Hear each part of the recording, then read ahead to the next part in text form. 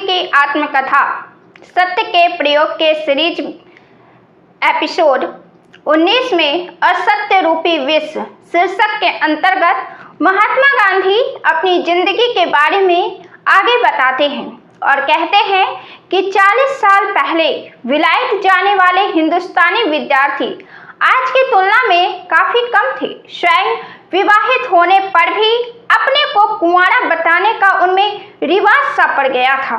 उस देश में स्कूल या कॉलेज में पढ़ने वाले कोई विद्यार्थी विवाहित नहीं होते थे। विवाहित के लिए विद्यार्थी जीवन नहीं होता था। हमारे यहाँ तो प्राचीन काल में विद्यार्थी ब्रह्मचारी ही कहलाता था। बाल विवाह की प्रथा तो इस जमाने में ही पड़ी है। कह सकते हैं कि विलायत में बाल विवाह जैसी कोई चीज ही नहीं। इसलिए भारत के युवकों को यह स्वीकार करते हुए शर्म मालूम होती है कि वे विवाहित हैं। विवाह की बात छिपाने का दूसरा एक कारण यह है कि अगर विवाह प्रकट हो जाए तो जिस कुटुंब में रहते हैं उसकी जवान लड़कियों के साथ घूमने फिरने और हंसी मजाक करने का मौका नहीं मिलता। यह हंसी मजाक अधिकतर निर्दोष ही होता है। माता पिता इस तरह की मित्रता पसंद भी करते हैं। वहाँ युवक और युवतियों के बीच ऐसे सहवास की आवश्यकता भी मानी जाती है, क्योंकि वहाँ तो प्रत्येक युवक को अपनी सहधर्मचारिणी यानी कि पत्नी स्वयं खोज लेनी होती है। अतएव विलायत में जो संबंध स्वाभाविक माना जाता है, जो नॉर्मल माना जाता है, उसे हिंदुस्तान का नवयुवक विलायत पहुंचते ही जोड़ना शुरू कर दे तो परिणाम भयंकर ही होगा। मतलब कि हिंदुस्तान की संस्कृति और विलायत की संस्कृति में आसमान जमीन का फर्क है, खासकर विवाह के मामले में। हमारे नवयुवकों ने उस मोहब्बत के लिए असत्याचरण पसंद किया जो अंग्रेजों की दृष्टि से कितना ही निर्दोष होते हुए भी हमारे लिए त्याज्य है। इस फंदे में मैं भी फंस गया। 5-6 साल से विवाहित और एक लड़के का बाप होते हुए भी मैंने अपने आप को कुंवारा बताने में संकोच नहीं किया, पर इसका स्वाद मैंने थोड़ा ही चखा। मेरे शर्मीले स्वभाव ने, मेरे मौन ने मुझे बहुत कुछ बचा लिया। जब मैं बोल ही ना पाता था तो कौन लड़की थाली लेकर बैठी थी मुझसे बात करती। मेरे साथ घूमने के लिए भी शायद ही कोई लड़की निकलती थी। मैं जितना शर्मीला था उतना ही डरपोक भी था।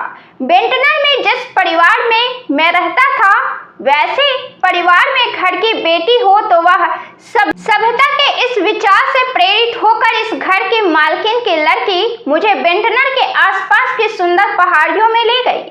वैसे मेरी चाल कुछ धीमी नहीं थी, पर उसकी चाल मुझसे भी तेज थी, इसलिए मुझे उसके पीछे पीछे घसीटना पड़ा। वह तो रास्ते भर बातों के फव्वारे उड़ाती चलती, जबकि मेरे मुंह से कभी हाँ या कभी ना की आवाज भर निकलती थी। बहुत हुआ तो कितना सुंदर है कह देता, इससे ज्यादा बोल ना पाता। वह तो हवा में उड़ती जाती और मैं यह सोचता रहता कि वापस घर कब पहुंचूंगा। फिर भी यह कहने की हिम्मत ना पड़ती कि चलो अब लौट चले। इतने में हम एक पहाड़ की चोटी पर जा खड़े हुए, पर अब उतरा कैसे जाए। अपने ऊंची एड़ी वाले बूटों के बावजूद 20-25 साल की वह रमणी बिजली की तरह ऊपर से नीचे उतर गई, जबकि मैं शर्मिंदा होकर अभी यही सोच रहा था कि ढाल कैसे उतरा जाए। वह नीचे खड़ी हंसती है, मुझे हिम्मत बंधाती है, ऊपर आकर हाथ का सहारा देकर नीचे ले जाने को कहती है। मैं इतना पस्त हिम्मत तो कैसे बनता। मुश्किल से पैर जमाता हुआ, कहीं कुछ बैठता हुआ मैं नीचे उतरा। उसने मजाक में शाबाश कहकर मुझे शर्माए हुए को और अधिक शर्मिंदा कर दिया। इस तरह के मजाक से मुझे शर्मिंदा करने का उसे हक था, लेकिन हर जगह मैं इस तरह कैसे बच पाता। ईश्वर मेरे अंदर से असत्य का विष निकालना चाहता था। बेंटनर की तरह ही ब्राइटन भी समुद्र किनारे हवाखोरी का मुकाम है। एक बार मैं वहां गया था। जिस होटल में मैं ठहरा था उसमें साधारण खुशहाल स्थिति की एक विधवा बुढ़िया थी। विधवा थी। यह मेरा पहले वर्ष का समय था, वेंटनर के पहले का। यहाँ सूची में खाने की सभी चीजों के नाम फ्रेंच भाषा में लिखे थे। मैं उन्हें समझता न था। मैं बुढ़िया वाली मेज पर ही बैठा था। बुढ़िया ने देखा कि मैं अजनबी हूँ और कुछ परेशानी में भी हूँ। उसने बातचीत शुरू की। तुम अजनबी से मालूम होते हो, किसी परेशानी में भी हो। अभी तक कुछ खाने को भी नहीं मंगाया है। मैं भोजन के पदार्थों की सूची पढ़ रहा था और परोसने वाले से पूछने की तैयारी कर रहा था। इसलिए मैंने उस भद्र महिला को धन्यवाद दिया और कहा, यह सूची मेरी समझ में नहीं आ रही है।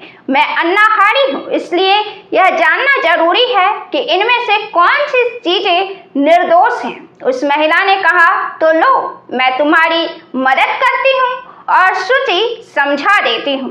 तुम्हारे खाने लायक चीजें मैं तुम्हें बता सकूंगी। मैंने धन्यवाद पूर्वक उसकी सहायता स्वीकार की। यहाँ से हमारा जो संबंध जुड़ा सो मेरे विलायत में रहने तक और उसके बाद भी बरसों तक बना रहा। उसने मुझे लंदन का अपना पता दिया और हर रविवार को अपने घर भोजन के लिए आने का न्योता भी। वह दूसरे अवसरों पर भी मुझे अपने यहाँ बुलाती थी, प्रयत्न करके मेरा शर्मिलापन छुड़ाती थी, जवान स्त्रियों से जान पहचान कराती थी और उनसे बातचीत करने को ललचाती थी। उसके घर रहने वाली एक स्त्री के साथ बहुत बातें करवाती थी। कभी कभी हमें अकेला भी छोड़ देती थी। आरंभ में मुझे यह सब बहुत कठिन लगा। बात करना सूझता न था। विनोद भी क्या किया जाए, पर वह बुढ़िया मुझे प्रवीण बनाती रही। मैं तालीम पाने लगा, हर रविवार की राह देखने लगा। उस स्त्री के साथ बातें करना भी मुझे अच्छा लगने लगा। बुढ़िया भी मुझे लुभाती जाती। उसे इस संग में रस आने लगा। उसने तो हम दोनों का हित ही चाहा होगा। अब मैं क्या करूं? मैंने सोचा, क्या ही अच्छा होता अगर मैं इस भद्र महिला से अपने विवाह की बात कह देता। उस दशा में क्या वह चाहती कि किसी के साथ मेरा ब्याह हो? अब भी देर नहीं हुई है। मैं सच सच कह दूं तो अधिक संकट से बच जाऊंगा। यह सोचकर मैंने उसे एक पत्र लिखा। अपनी स्मृति के आधार पर नीचे उसका सार दे रहा हूँ। जब से हम ब्राइटन में मिले, आप मुझ पर प्रेम रखती रही हैं। माँ जिस तरह अपने बेटे की चिंता रखती हैं, उसी तरह आप मेरी चिंता रखती हैं। आप तो यह भी मानती हैं कि मुझे ब्याह करना चाहिए और इसी ख्याल से आप मेरा परिचय युवतियों से कराती हैं। ऐसे संबंध के अधिक आगे बढ़ने से पहले ही मुझे आपसे यह कहना चाहिए कि मैं आपके प्रेम के योग्य नहीं हूँ। मैं आपके घर आने लगा तभी मुझे आपसे यह कह देना चाहिए था कि मैं विवाहित हूँ। मैं जानता हूँ कि हिंदुस्तान के जो विद्यार्थी विवाहित होते हैं वे इस देश में अपने ब्याह की बात प्रकट नहीं करते। इससे मैंने भी उस रिवाज का अनुकरण किया, पर अब मैं देखता हूँ कि मुझे अपने विवाह की बात बिल्कुल छुपानी नहीं चाहिए थी। मुझे साथ में यह भी कह देना चाहिए कि मेरा ब्याह बचपन में हुआ है और मेरा एक लड़का भी है। आपसे इस बात को छिपाने का अब मुझे बहुत दुख होता है, पर अब भगवान ने सच कह देने की हिम्मत दी है, इससे मुझे आनंद होता है। क्या आप मुझे माफ करेंगी? इस बहन के साथ आपने मेरा परिचय कराया है, उसके साथ मैंने कोई अनुचित छूट नहीं ली, इसका विश्वास मैं आपको दिलाता हूँ। मुझे इस बात का पूरा ख्याल है कि मुझे ऐसी छूट नहीं लेनी चाहिए, पर आप तो स्वाभाविक रूप से यह चाहती हैं कि किसी के साथ मेरा संबंध जुड़ जाए। आपके मन में यह बात आगे ना बढ़े, इसके लिए भी मुझे आपके सामने सत्य प्रकट कर देना चाहिए। यदि इस पत्र के मिलने पर आप मुझे अपने यहाँ आने के लिए अयोग्य समझेंगे तो मुझे उससे जरा भी बुरा नहीं लगेगा। आपकी ममता के लिए तो मैं आपका चिर ऋणी बन चुका हूँ। मुझे स्वीकार करना चाहिए कि अगर आप मेरा त्याग न करेंगी तो मुझे खुशी होगी। यदि अब भी आप मुझे अपने घर आने योग्य मानेंगी तो उसे मैं आपके प्रेम की एक नई निशानी समझूंगा और उस प्रेम के योग्य बनने का सदा प्रयत्न करता रहूंगा। पाठक समझ ले कि यह पत्र मैंने क्षण भर में नहीं लिख डाला था। न जाने कितनी मसविदे तैयार किए होंगे, पर यह पत्र भेजकर मैंने अपने सर का एक बड़ा बोझ उतार डाला। लगभग लौटती डाक से मुझे उस विधवा बहन का उत्तर मिला। उसने लिखा था, खुले दिल से लिखा तुम्हारा पत्र मिला। हम दोनों खुश हुई और खूब हंसी। तुमने जिस असत्य से काम लिया वह तो क्षमा के योग्य ही है, पर तुमने अपनी सही स्थिति प्रकट कर दी, यह अच्छा ही हुआ। मेरा न्योता कायम है। अगले रविवार को हम अवश्य तुम्हारी राह देखेंगी, तुम्हारा बाल विवाह की बातें सुनेंगी और तुम्हारा मजाक उड़ाने का आनंद भी लूटेंगी।